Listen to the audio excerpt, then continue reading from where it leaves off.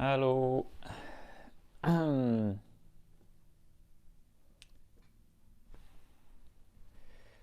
Voilà, voilà.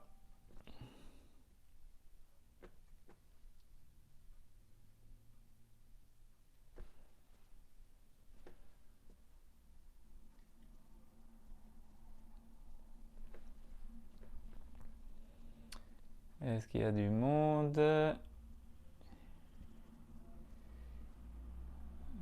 Ok.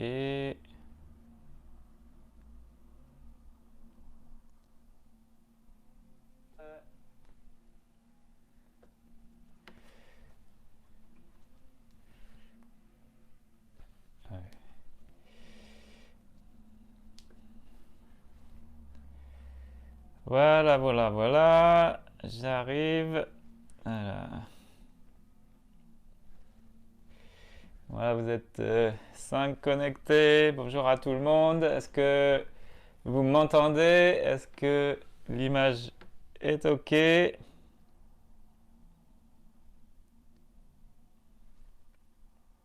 Voilà, bonjour à Super Chinoise. Alors, il y en a qui ont découvert apparemment qui était caché derrière Super Chinoise. Bonjour à Josette et Roland, Étienne, Marceline, Alain, et on n'oublie pas les familles derrière, donc Alain et Joël, Lévio, Guy, coucou tout le monde. Oh, Laetitia. Voilà, bonjour à tous ceux qui nous rejoignent. On est contents. Monique, bisous Monique et Pierre. Voilà, le son a l'air bon. C'est impeccable. Voilà, j'espère que vous allez tous bien.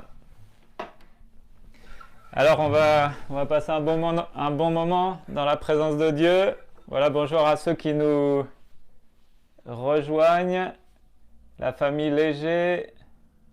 Voilà, bonjour à tous.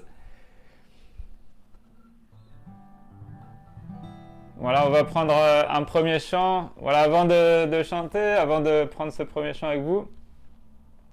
Donc apparemment, on se dirige vers une reprise des cultes pas avant le 11 juillet. On a eu les directives hier, donc je sais que pour certains ça va être long, je sais que certains attendent. Voilà, donc voilà, coucou Françoise qui s'est connectée. Voilà, bonjour à tous. Donc voilà, j'étais en train de dire que visiblement on se dirige vers une reprise des cultes, en tout cas des réunions publiques, pas avant le 11 juillet.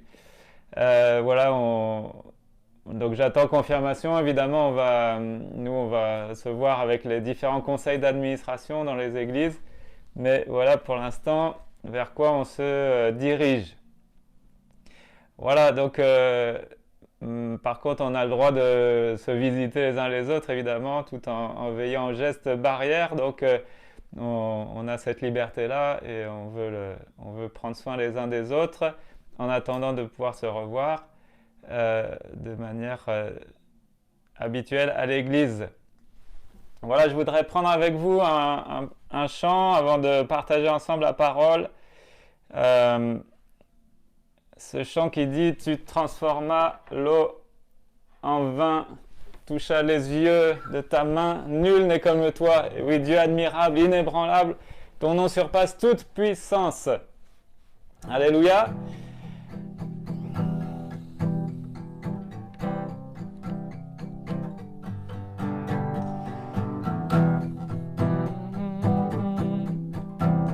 Voilà, j'espère que vous allez pouvoir chanter. Tu transformas l'eau en vin, toucha les yeux de ta main, nul n'est comme toi, comme toi. Dans nos ténèbres tu brilles, tu nous redonnes la vie, nul n'est comme toi, comme toi.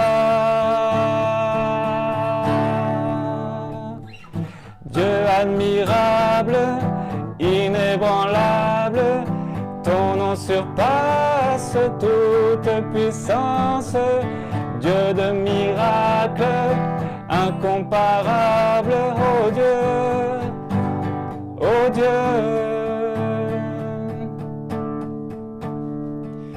Tu transformes l'eau en vin, toucha les yeux de ta main, nul n'est comme toi, comme toi. Dans nos ténèbres tu brilles, tu nous redonnes la vie, nul n'est comme toi, comme toi. Dieu admirable, inébranlable, ton nom surpasse toute puissance, Dieu de miracles, incomparable, oh Dieu, oh Dieu.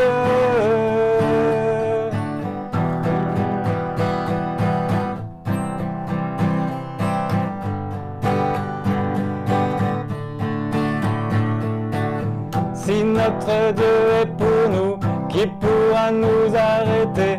Et si Dieu est avec nous, qui sera contre nous? Si notre Dieu est pour nous, qui pourra nous arrêter?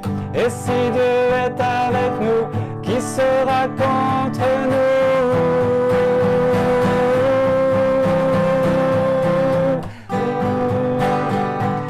Qui sera contre nous?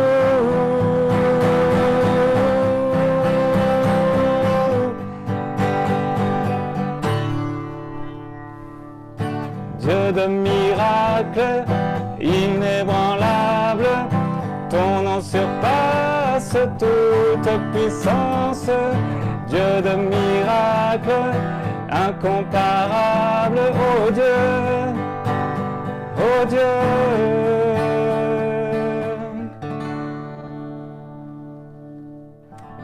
Alléluia, Dieu de miracles.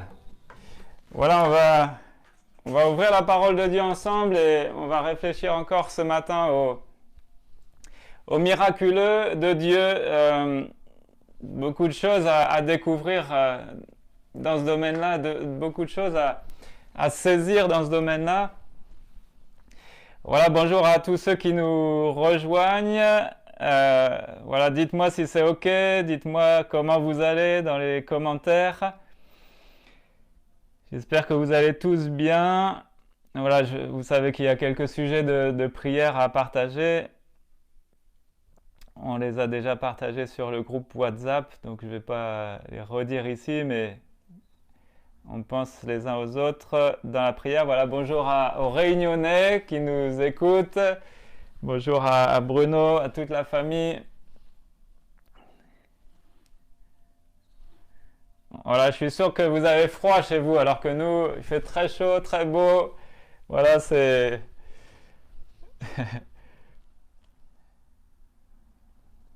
Il va regretter le climat de la Normandie. Voilà, je voudrais prier avant d'ouvrir avec vous la parole de Dieu. Et on va poursuivre encore dans l'Évangile selon Marc. Et je crois que le Seigneur veut encore nous encourager. En tout cas, j'espère que ce que j'ai préparé va vous bénir. Voilà, tout le monde va bien. Voilà, c'est merveilleux. Voilà, on prie ensemble. Priez avec moi. Je sais que vous le faites là où vous êtes. Alors, il fait 27 degrés à La Réunion. Bah, c'est pas grand-chose, ça, hein. On est en hiver, bah voilà. C'est ça. Chez nous, il fait chaud, il fait beau, le ciel est bleu. Voilà. Et le problème, c'est qu'on s'habitue chez nous au beau temps. Et j'espère qu'il va faire ce temps-là cet été, mais on risque d'avoir un peu de sécheresse. Voilà, donc on voudrait quand même un peu de pluie entre deux. Allez, on prie le Seigneur. Voilà, Seigneur, nous sommes devant toi. Nous venons déjà de chanter, tu es le Dieu des miracles. et tu es le Dieu qui surpasse toute circonstance, toute chose. Tu es le Dieu infiniment élevé au-dessus de nous, en sagesse, en gloire, en dignité et en puissance. Et nous voulons ce matin révérer notre Dieu. Nous sommes ensemble, et bien que séparés physiquement, nous sommes ensemble d'un même esprit et d'un même cœur devant toi, à l'écoute de ta parole. Et je te prie pour tous ceux qui sont là présents à l'écoute, mais tous ceux qui regarderont peut-être cette vidéo en rediffusion, en replay, et je te prie de toucher les cœurs, d'impacter les cœurs par ta parole. C'est ta parole qui nous transmet la vie, c'est ta parole dont nous avons besoin comme nourriture pour nos âmes chaque jour. Par ta parole, suscite la foi dans les cœurs, la foi pour saisir les promesses, la foi pour saisir ta grâce, ton salut, la guérison. Oui Seigneur, merci de faire grâce. Père Saint, c'est dans le nom de Jésus que je te prie. Amen. Amen. Voilà, on lit ensemble dans l'Évangile selon Marc au chapitre 6, à partir du verset 45. Donc je résume un peu le contexte de l'Évangile selon Marc. Alors dans Marc au chapitre 3, on voit que Jésus appelle 12 disciples. Et puis, Jésus va leur apprendre évidemment beaucoup de choses. Il veut, on en a parlé la semaine passée, et c'est vraiment ça le plus important. Jésus veut que ses disciples, notamment, comprennent qui il est. Qui il est. Et ses disciples, bien, il les envoie, on trouve ça au chapitre 6, Marc chapitre 6, il les envoie et puis il les envoie pour en appeler d'autres à la repentance, hein, que ses disciples fassent à leur tour d'autres disciples, et il les envoie appeler d'autres à la repentance parce que le Christ, leur Messie, leur Sauveur, est venu. Et on a vu aussi que il y a évidemment toutes sortes de réactions, il y a de l'opposition. On voit que beaucoup de chefs religieux sont opposés à Jésus. Et puis, on voit par ailleurs que les foules semblent aimer Jésus. Ils l'aiment beaucoup parce qu'elles sont attirées vers Jésus, mais seulement à cause de ses miracles. Et toutes ces foules ont besoin d'apprendre, on l'a vu la fois passée, on l'a vu ensemble, que ces foules, elles ont besoin de venir à Jésus, pas seulement parce que ce serait un faiseur de miracles, mais parce qu'il est Dieu. Ils ont besoin de réaliser qui il est. On va encore y revenir aujourd'hui. Et on se rend compte d'une chose, c'est que même les disciples sont lents à croire en Jésus. Ils sont lents à réaliser qui il est réellement. Alors on va regarder encore une fois ici un autre passage où on va voir la réaction des disciples. Dans Marc chapitre 6 au verset 45. Donc il nous a dit aussitôt après, donc c'est aussitôt après quoi? Bien c'est aussitôt après le miracle où Jésus a nourri 5000 hommes, sans compter les femmes, les enfants, avec 5 pains et 2 poissons. Il nous a dit aussitôt après, il obligea ses disciples à monter dans la barque et à passer avant lui de l'autre côté, vers Bethsaïda, pendant que lui-même renverrait les foules. Quand il l'eut renvoyé, il s'en alla sur la montagne pour prier. Le soir étant venu, la barque était au milieu de la mer et Jésus était seul à terre. Il vit qu'ils avaient beaucoup de peine à ramer, car le vent leur était contraire. Vers la 4e veille de la nuit, donc c'est entre 3 et 6 heures du matin, il alla vers eux, marchant sur la mer, et il voulait les dépasser. Quand ils le virent marcher sur la mer, ils crurent que c'était un fantôme, et ils poussèrent des cris, car ils le voyaient tous et ils étaient troublés. Aussitôt Jésus leur parla et leur dit « Rassurez-vous, c'est moi, n'ayez pas peur ». Puis il monta vers eux dans la barque et le vent cessa. Ils furent en eux-mêmes tous stupéfaits et remplis d'étonnement, car ils n'avaient pas compris le miracle des pains, parce que leur cœur était endurci. Amen. Alors on voit ici que les disciples ont de nouveau peur. De nouveau, ils ont peur. Tout comme au chapitre 4, on a vu que quand il y a la tempête, eh bien ils ont peur. Et c'est normal. Qui n'aurait pas peur étant pris comme ça dans une sévère tempête? Mais quand Jésus calme la tempête, eh bien ils sont saisis d'une grande frayeur. Ils ont encore plus peur. Ce qui est assez paradoxal. Donc, ils ont peur quand il y a la tempête, ils ont peur quand Jésus calme la tempête. Ça, c'était au chapitre 4. Mais là, eh bien, c'est encore pire. Pourquoi? Parce que là, ils voient Jésus, donc c'est un peu le même contexte dans lequel ils se retrouvent. La tempête, ils ont peur. Et puis, ils vont avoir encore plus peur quand ils vont voir Jésus marcher sur les eaux. Jésus marchait sur l'eau.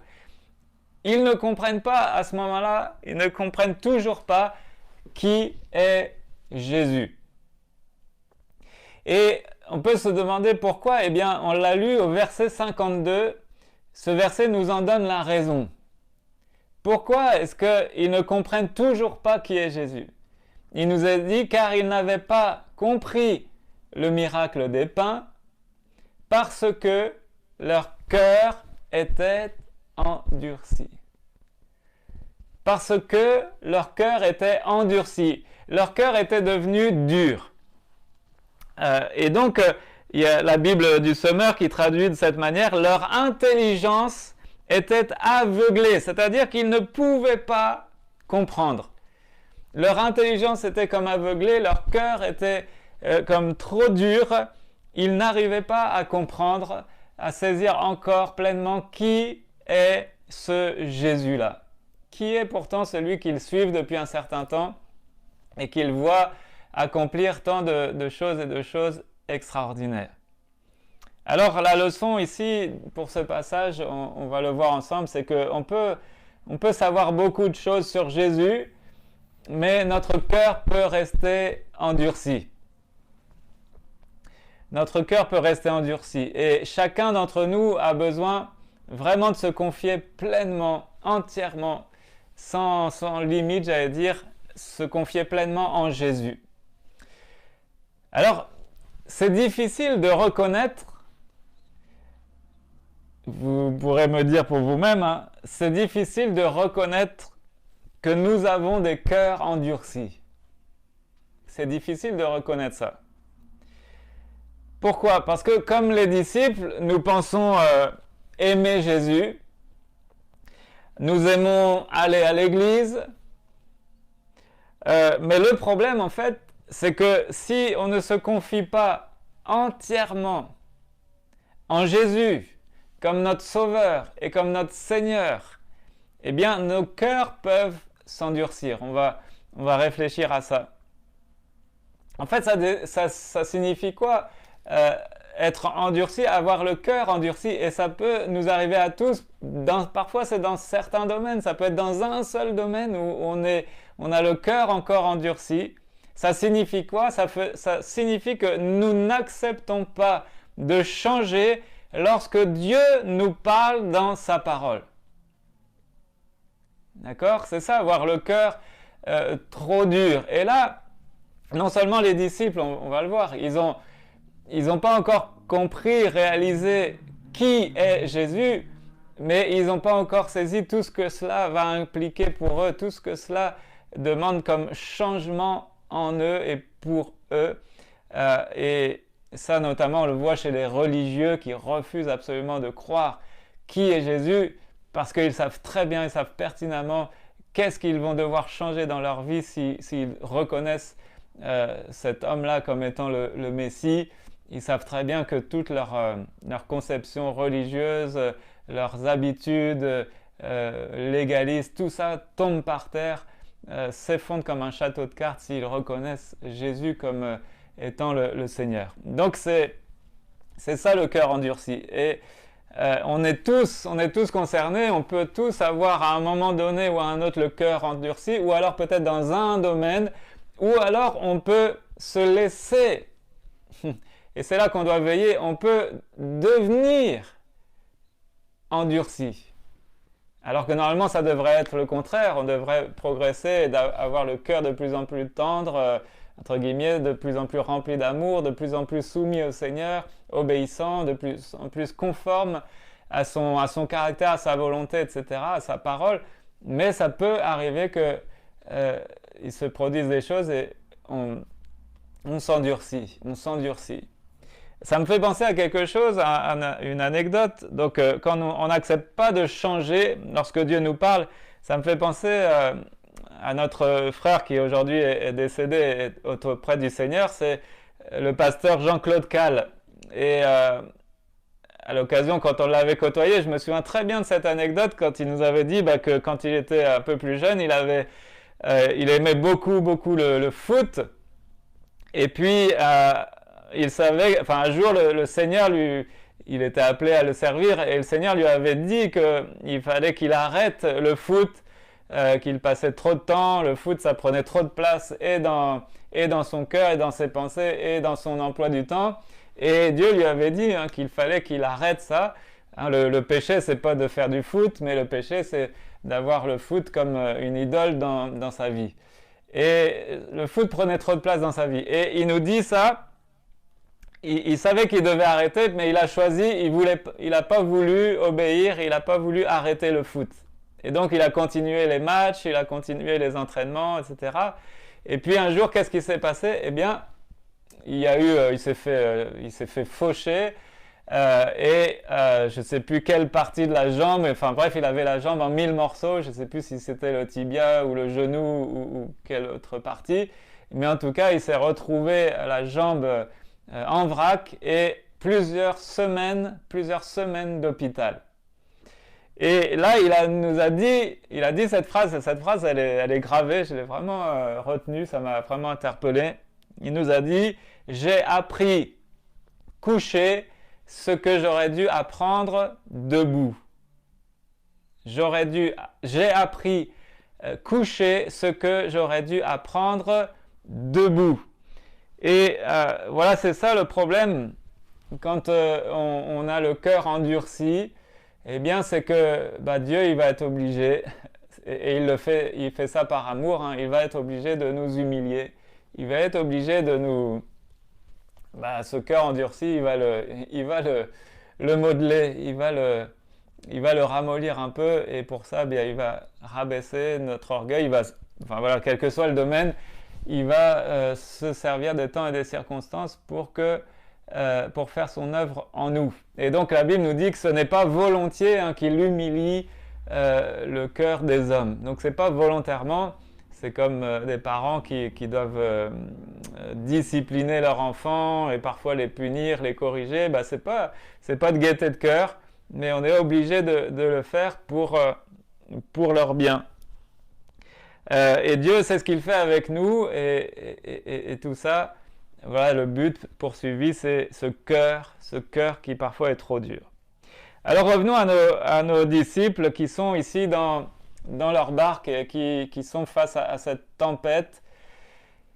Et il nous est dit dans Marc chapitre 6 au verset 50, il nous est dit que les disciples voyaient Jésus, ils le voyaient tous et ils étaient troublés. Et il nous est dit, aussitôt Jésus leur parla et leur dit: rassurez-vous, c'est moi, n'ayez pas peur. Donc, je replace un peu encore le contexte. Jésus va quitter momentanément les foules. On le voit juste dans le chapitre précédent. Il a nourri 5000 hommes. Il a fait ce miracle de la multiplication des pains. Et là, il quitte les foules parce que ces foules ne comprennent pas qui il est. Ensuite, il va quitter momentanément ses disciples. On a lu ensemble, il les a obligés à traverser tout seul, sans lui. Donc, il quitte momentanément les disciples qui, eux non plus, ne comprennent pas qui il est. Et Jésus prie seul en présence du Père. On l'a lu, il s'est mis à l'écart pour prier. Et lui, le Père, contrairement aux foules et contrairement à ses disciples, le Père, lui, il comprend tout. Il sait évidemment qui est Jésus. Et Jésus, là, se confie en lui. Je ne sais pas qu'est-ce que Jésus a pu dire. Est-ce que, entre guillemets, il a marmonné contre les foules et contre ses disciples en disant « Mais Père, ils comprennent rien, ils comprennent pas qui je suis. » Voilà, j'extrapole, hein, je pense que Jésus ne s'est pas exprimé comme ça, mais tout homme qu'il était, quelle prière il a pu faire monter vers son Père à ce moment-là. En tout cas, il a quitté momentanément les foules, elles ne comprennent pas qui il est. Il quitte momentanément les disciples qui ne comprennent pas qui il est non plus. Et il prie seul en présence du Père parce que lui, le Père, il comprend, il sait toutes choses. Et peut-être que vous traversez aussi des circonstances qui... les autres ne vous comprennent pas, les autres n'ont pas la réponse à vos besoins, mais c'est bon d'aller se réfugier dans les bras du Père, se mettre à l'écart et aller prier notre Père parce que lui, il comprend, lui, il sait. Et là, on va recevoir ses directives et ses conseils et son réconfort. Et puis, Jésus va retourner auprès de ses disciples et à nouveau, pourquoi faire? Pour leur apprendre à nouveau qui il est. De nouveau, il a besoin d'apprendre qui il est. De nouveau, il va auprès de ses disciples pour leur apprendre qui il est. Alors sur le lac, ils sont dans cette tempête, les disciples ont du mal à avancer et on imagine les vagues qui manquent de faire chavirer le bateau, la barque, et là ils sont tout seuls, il n'y a même pas Jésus qui est là avec eux pour les secourir. Et on imagine la panique, la peur. Ils commencent à avoir peur parce que les vagues commencent à être de plus en plus fortes, le vent est de plus en plus fort. Et c'est normal à ce moment-là d'avoir peur. Hein. Est-ce que leur peur est justifiée ici? Évidemment, il y a des peurs qui sont justifiées. Hein. Vous savez que la peur, elle sert avant tout à nous faire échapper à des dangers. Hein. C'est ça la première utilité de la peur. Donc si vous êtes devant un lion, il vaut mieux avoir peur et fuir plutôt que si vous ressentez aucune peur, et bien là on serait en danger. Donc leur peur ici est justifiée face à la tempête. Mais quand Jésus va arriver et quand Jésus va marcher sur l'eau au milieu de cette tempête, hein, c'est pas une eau calme, mais Jésus marche sur l'eau au milieu d'une mer déchaînée. Et là, c'est quand ils vont voir ce Jésus marcher sur les eaux, eh bien, c'est là qu'ils vont être saisis de frayeur. Encore plus, je crois qu'ils ont encore plus peur de ça que de la tempête, parce que il nous est dit qu'ils croient voir un fantôme. Ils croient voir un fantôme, tellement c'est improbable, tellement c'est incompréhensible pour eux. Et en fait, ils ont peur parce qu'ils ne réalisent pas que c'est Jésus qui s'approche d'eux. Ils croient que c'est un fantôme. Et puis, quand ils réalisent que c'est Jésus, ils se demandent, mais c'est qui? C'est qui ce Jésus? Ils n'ont pas encore saisi qui il est.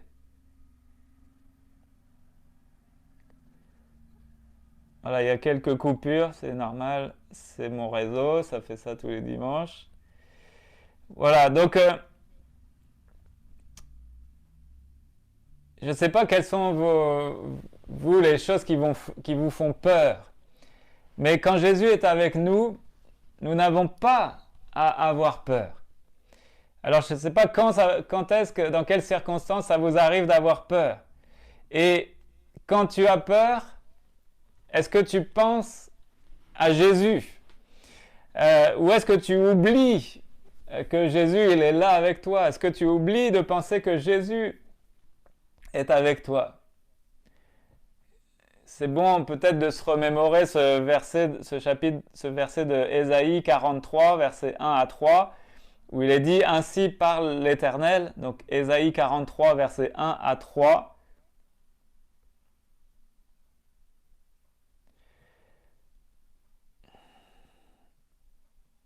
Voilà, est-ce que c'est bon? Je vois dans les commentaires que vous me dites que ça coupe, mais je pense que ça reprend après.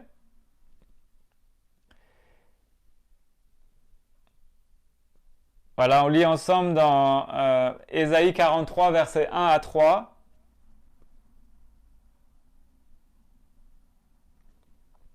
Où il est dit, ainsi parle maintenant l'Éternel qui t'a créé, ô Jacob, celui qui t'a formé, ô Israël, ne crains rien, car je te rachète, je t'appelle par ton nom, tu es à moi. Si tu traverses les eaux, je serai avec toi, et les fleuves, ils ne te submergeront point. Si tu marches dans le feu, tu ne brûleras pas, et la flamme ne t'embrasera pas. Car je suis l'Éternel, ton Dieu, le Saint d'Israël, ton Sauveur. Je donne l'Égypte pour ta rançon, l'Éthiopie et Saba à ta place. Amen. Donc Dieu ici nous fait des promesses, et Jésus promet d'être avec son peuple. Voici, je suis avec vous tous les jours jusqu'à la fin du monde. Et là, dans ces versets qu'on vient de lire, eh bien, si on traverse les eaux, je serai avec toi. Les fleuves, ils ne te submergeront pas. Remarquez, hein, j'insiste, je précise ça toujours, Dieu ne promet pas qu'il nous épargnera de passer par la tempête, qu'il nous épargnera les eaux, les fleuves qui nous submergent ou même la flamme, mais il dit que quand on traversera ces choses, il sera là avec nous. Et ça, c'est une nuance importante. Donc, et c'est ça qui est vraiment bon de savoir. Jésus promet d'être avec nous. Et nous sommes toujours, en fin de compte, en sécurité lorsque Jésus veille sur nous. Et c'est ça le plus important. David lui-même, le roi David, avait dit dans le psaume 56, verset 3, quand je suis dans la crainte, en toi je me confie. Quand je suis dans la crainte, en toi je me confie. Alors, est-ce que, mon frère, ma sœur, est-ce que tu peux dire cela pour toi-même aussi? Alors, on voit que, première chose, donc, ils ont peur. Ils ont peur. Il y a des peurs justifiées, et puis il y a des peurs qui doivent se taire parce qu'on sait que Jésus, il est avec nous quand on réalise qui il est. Mais justement, c'est ça le problème. C'est qu'ils ont peur parce qu'ils ne comprennent pas. Ils ne comprennent pas. On a lu au verset 52, « Car ils n'avaient pas compris le miracle des pains. » Pourquoi? Parce que leur cœur était endurci. Alors pourquoi quand Jésus vient dans cette tempête, il marche sur les eaux? Pourquoi le prennent-ils pour un fantôme? D'après vous, pourquoi le prennent-ils pour un fantôme? Pourquoi ne pensent-ils même pas que c'est peut-être Jésus?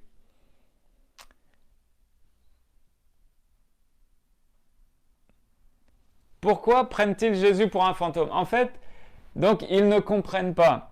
Ils ne voient pas que c'est Jésus parce qu'ils ne comprennent pas qui il est. C'est pas encore rentré ni dans la tête ni dans leur cœur. Ils n'ont pas encore saisi qui il est. Et pourtant, ils en ont vécu déjà des choses avec le Seigneur Jésus. Ils peuvent se rappeler la fois où Jésus a calmé la mer en s'adressant aux vagues.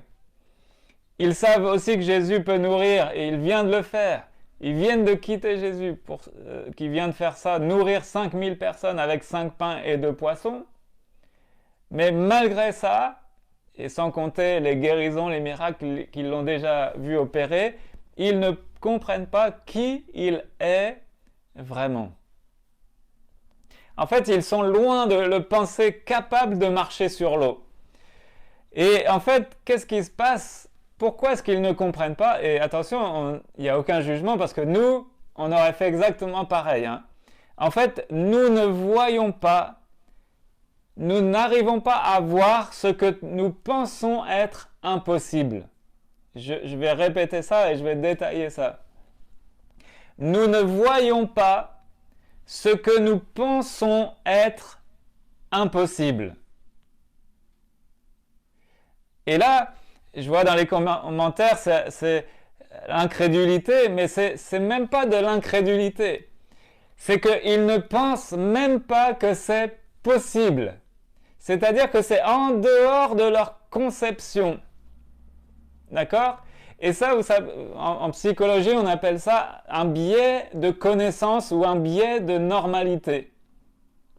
On va réfléchir là-dessus, c'est très intéressant. C'est quoi un biais de normalité? Le biais cognitif de normalité, c'est une tendance à croire que les choses fonctionneront à l'avenir comme elles ont normalement fonctionné dans le passé. D'accord? On a l'habitude que ça se passe comme ça, et donc c'est normal, et on pense que ça se passera toujours comme ça. Et donc ce biais-là de normalité nous pousse à sous-estimer à la fois la probabilité d'un événement exceptionnel, donc tel une catastrophe, ou là en l'occurrence un miracle, et aussi les effets possibles de cet événement exceptionnel.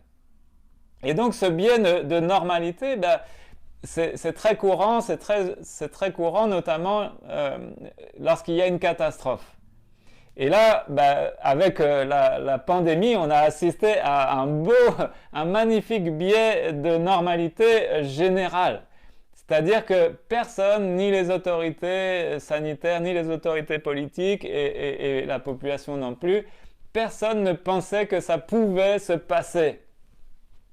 Et donc, parce que c'était normal, parce qu'on a toujours fonctionné comme ça, parce qu'il n'y a jamais rien qui s'est produit de cette manière-là, on ne pensait pas que ça allait arriver comme ça. Ça s'appelle un biais de normalité, un biais de connaissance. On n'a jamais, entre guillemets, on n'a jamais connu ça. Pourtant, il y a d'autres expériences, hein, mais on pense que ça ne va pas se produire. Et quand ça se produit, eh bien, on n'arrive pas à concevoir que ce soit possible. Alors, par exemple, je prends l'exemple d'une catastrophe, notamment un attentat, ce genre de choses-là. Mais il y a 4 phases. Dans un désastre, il y a 4 phases. Donc, il y a l'alerte, il y a l'événement en lui-même. Donc, l'alerte, c'est justement que on n'est pas en alerte, on pense même pas que ça peut arriver. En fait, ensuite, il y a l'événement en lui-même qui se produit. Il y a ce qu'on appelle la panne, c'est-à-dire c'est comme on est abasourdi, c'est soit l'effet waouh ou soit l'effet abasourdi, on est les yeux écarquillés et ça s'appelle la panne, on ne comprend même pas ce qui se passe. Donc imaginez dans le cas d'une catastrophe aussi, c'est ce qui se passe. Et puis ensuite il y a la phase de récupération, c'est-à-dire que là on essaye on ouvre les yeux, on essaye de comprendre ce qui se passe, déjà de se pincer, de dire est-ce que ça s'est vraiment produit, est-ce que j'ai vraiment vécu ça, est-ce que j'ai vraiment vu, est-ce que ça s'est vraiment passé. Et puis là, donc il y a une phase de récupération, d'essayer de comprendre ce qui s'est passé. Et par exemple, quand ces choses se produisent, par exemple les victimes de catastrophes qui vont traverser une période de choc, et pour elles, ça va être très difficile à traiter ce qui s'est passé, à comprendre ce qui s'est passé. Et donc, c'est ce qu'on appelle le biais de normalité. Et c'est en fait un mécanisme d'adaptation pour nous aider à traiter, à gérer les changements qui ont lieu. Et je lis les notes que j'ai trouvées. Beaucoup s'accrocheront à toute pensée et habitude normale. Hein, on est habitué à nos habitudes. On a des habitudes, on s'accroche à toute pensée et habitude qui est normale. C'est la normalité, ça se passe généralement toujours comme ça. Jusqu'à ce que leur cerveau commence à accepter le changement dont ils ont été témoins.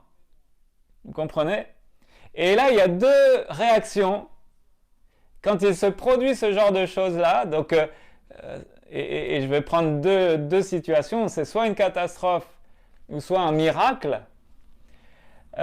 Il y a deux réactions. C'est soit ils vont se sentir obligés de se remémorer constamment la chose. Donc ça, c'est souvent le cas pour des personnes qui vivent une catastrophe, un attentat, et puis ensuite, qu'est-ce qui se passe? Ils se remémorent constamment la chose, ils n'arrivent plus à se détacher de ça, de ce qu'ils ont vécu. Et puis, il y a une deuxième réaction, c'est qu'il y en a qui vont choisir de ne pas admettre que la catastrophe s'est réellement produite, ou alors le miracle. Ils vont être comme dans un déni de ce qui s'est réellement passé. Et donc certains vont comme occulter ce qui se passe. Donc c'est très intéressant, hein, ça ce sont des études psychologiques, mais au niveau spirituel, eh bien on a aussi, et là les disciples, c'est ce qui se passe pour eux, il y a comme un biais de connaissance. Ils n'ont jamais vu ça, ça ne s'est jamais vu, ils n'ont jamais vu personne marcher sur l'eau. Et puis, donc, c'est quelque chose en dehors de leur conception, c'est même pas de l'incrédulité, c'est qu'ils ne peuvent pas concevoir cela. C'est inconcevable, c'est en dehors de la normalité. Et donc, quand ils vont voir cela, eh ben, qu'est-ce qui se passe? De la crainte, de l'étonnement, ils sont saisis de frayeur, et puis voilà toutes sortes de réactions qu'ils peuvent expérimenter. Et ici, dans l'évangile selon Marc, nous apprend quelque chose qui peut nous surprendre, hein, c'est que leur cœur était endurci. Leur cœur était endurci. Donc on voit qu'il y a une autre raison en dehors des aspects psychologiques, de fonctionnement, c'est qu'il y a une raison spirituelle. Une raison spirituelle. Leur cœur était endurci. Pourtant, ils avaient vu tant de choses qui leur montraient qui est Jésus. Hein?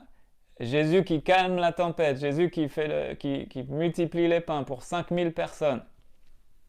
Donc, malgré cela, ils n'ont pas cru. Voilà, je crois que c'est en train de couper. J'attends que ça revienne. Malgré ça, ils n'ont pas cru en lui. Ils n'arrivent toujours pas à voir qui il est.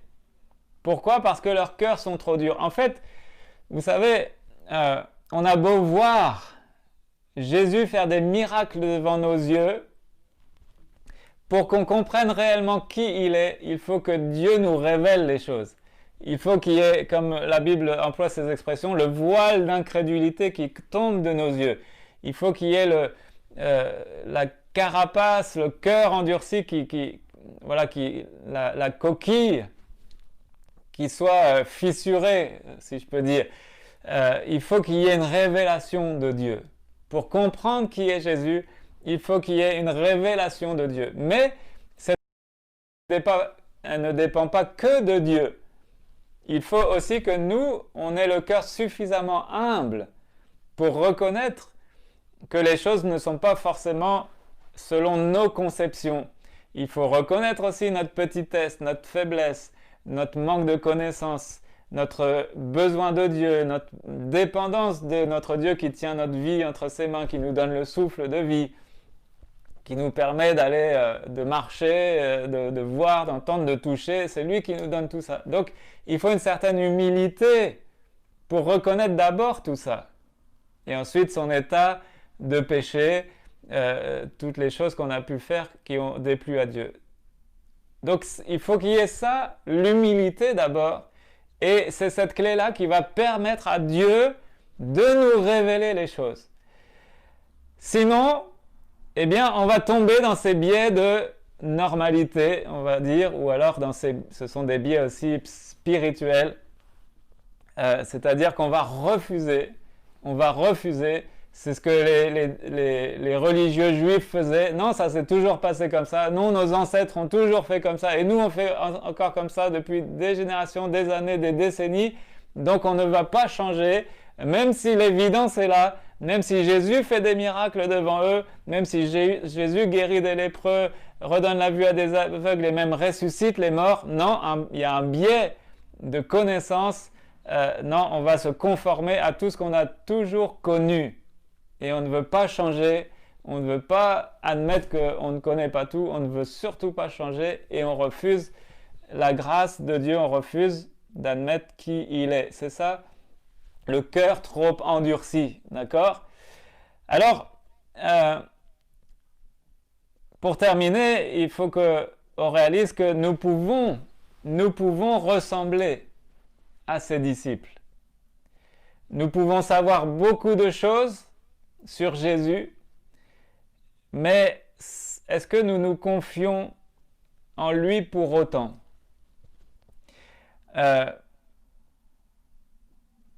Est-ce qu'il y a encore des domaines où on ne se confie pas en lui, on a le cœur encore trop dur? Il y a des choses qui sont devenues routinières, qu'on a laissées comme s'installer dans nos vies, et puis c'est comme ça a toujours été comme ça, c'est devenu la normalité, alors que Dieu voudrait nous faire changer notre point de vue, les choses, et qu'on change, qu'on évolue sur certaines choses, et on peut ressembler donc à ses disciples. Nos cœurs deviennent durs. Le problème donc serait que d'entendre Dieu nous dire beaucoup de choses, savoir beaucoup de choses. Les disciples savaient beaucoup de choses. Ils avaient vu Jésus calmer la tempête, ils avaient vu Jésus multiplier les pains, ils avaient vu Jésus et maintenant marcher sur l'eau, mais ils ne comprenaient toujours pas. Ils ne comprenaient toujours pas. Donc nous qui vivons, nous qui sommes au Seigneur pour la plupart, qui regardons cette vidéo, voilà, on connaît Jésus, on connaît beaucoup de choses, sur lui on a entendu tellement de prédications, on lit la parole, donc nous savons des choses sur lui, beaucoup de choses. Nous entendons Dieu nous dire beaucoup de choses, mais est-ce que cela nous change? Est-ce que cela nous change? Et c'est ça toute la clé. C'est là la clé, c'est qu'on doit se confier en Jésus aujourd'hui pour qu'il nous change. Pour qu'il vienne. Voilà, je vois que ça coupe. J'espère que.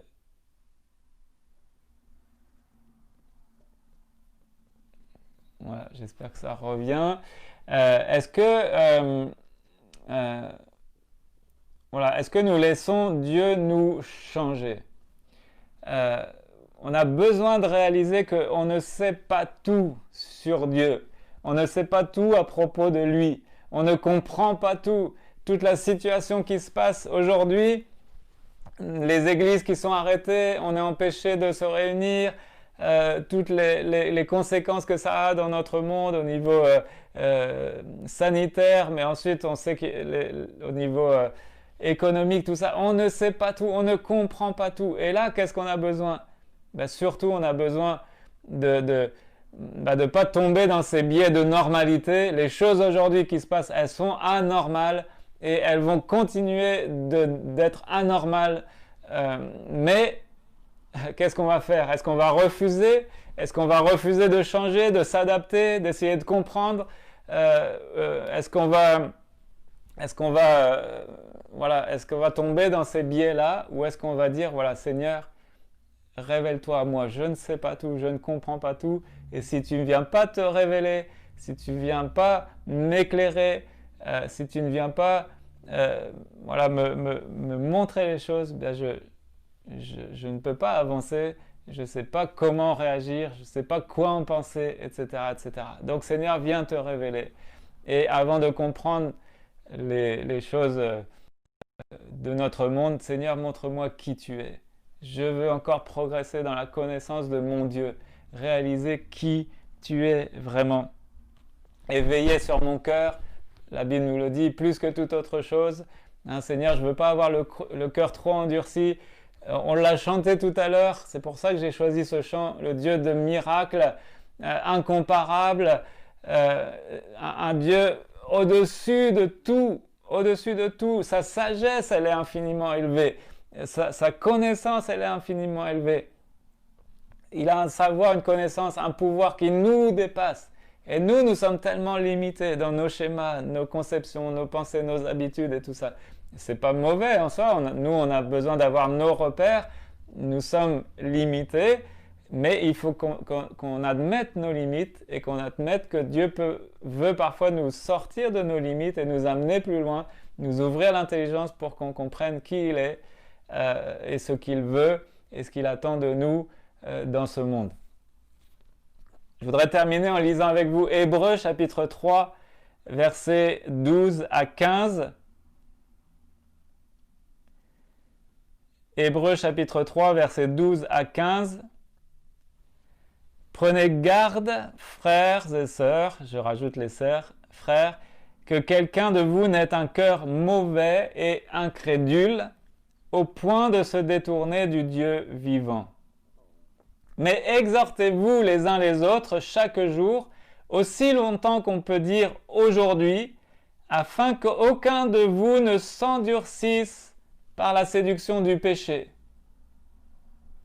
Car nous sommes devenus participants de Christ, pourvu que nous retenions fermement jusqu'à la fin l'assurance que nous avions au commencement, pendant qu'il est dit « Aujourd'hui, si vous entendez sa voix, n'endurcissez pas vos cœurs comme lors de la révolte. » Voyez, donc 3 fois il est question ici d'endurcir, de s'endurcir. Hein.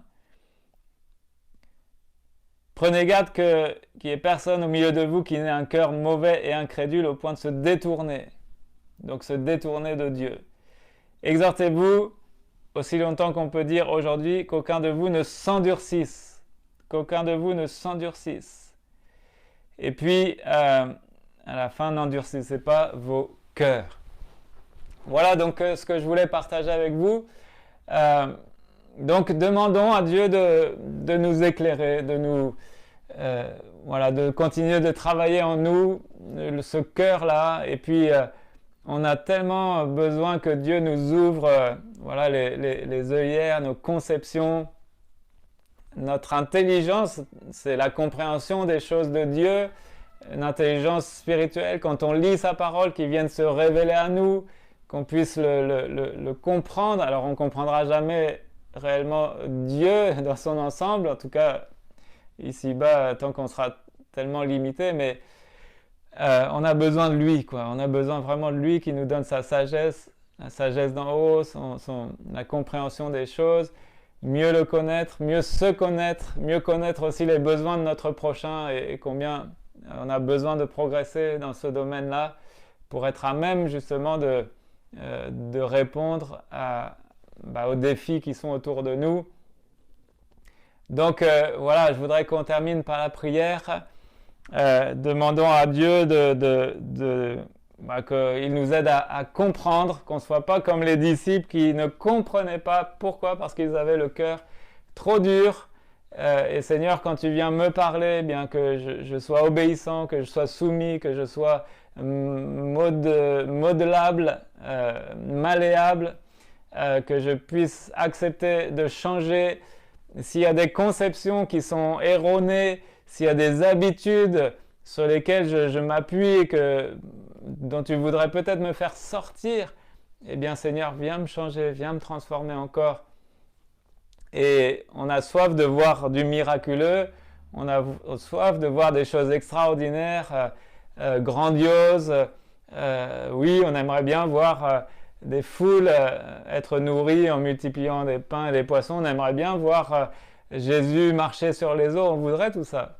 Mais est-ce que c'est ça le plus important? Je crois que le plus important, c'est vraiment nos cœurs et qu'on puisse comprendre qui il est vraiment. Voilà, on prie le Seigneur. Voilà, Père, je te bénis. Merci pour ta parole qui nous interpelle encore, qui nous parle. Et combien c'est vrai, nous avons besoin de toi pour que tu viennes te révéler à nous.